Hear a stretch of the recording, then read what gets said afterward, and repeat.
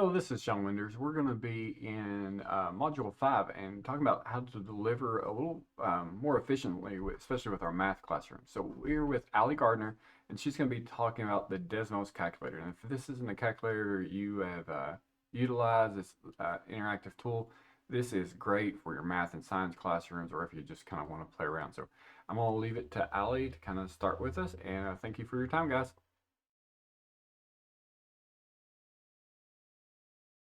Video, I'm going to show you what all we can do with Desmos as a graphing calculator and some of the features that it offers. So first off, I am going to show you how Desmos graphs in real time. And I think this is an awesome tool for students to see how things change depending on what you type in. So let's say I was just typing in y equals 2x.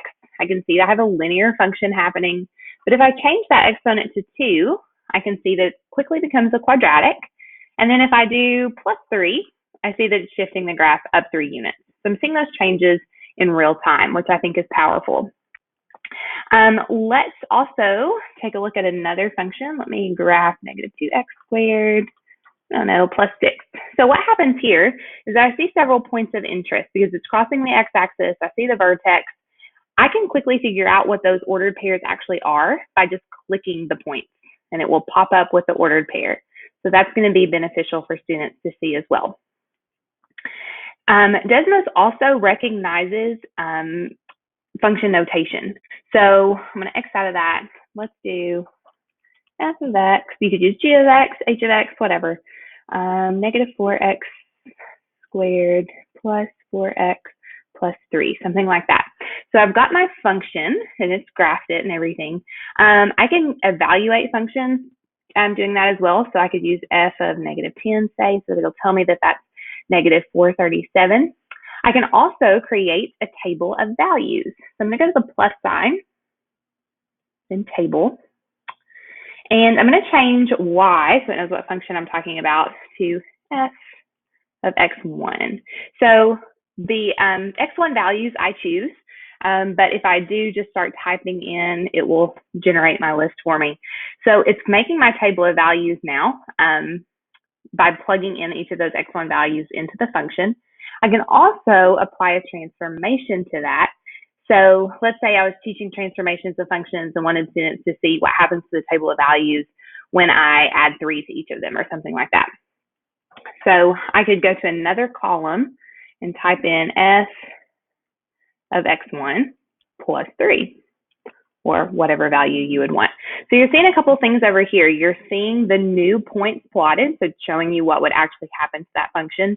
And also the zoom in and zoom out functions are very helpful here. When I zoom out, you can hold your mouse down and move the graph around, so that's a great feature.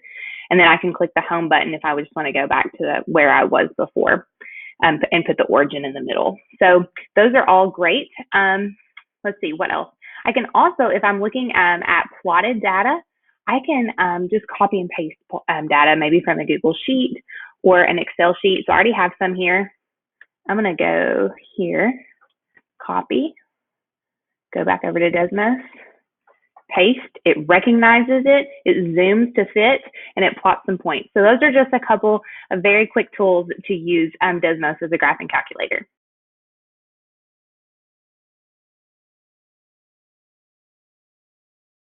All right, thank you again, Allie. And just that idea that you can take some of those data pieces that we collect for different things and be able to pull that right into the calculator and let it see how that would actually graph things out and interact that way.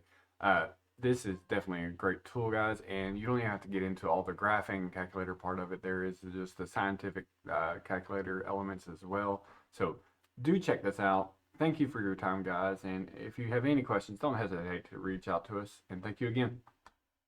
Hey, thank you for tuning in. Be sure to check out some of our additional videos, and don't forget to subscribe, like, and ring the bell so you can keep up to date with all future content. Thank you.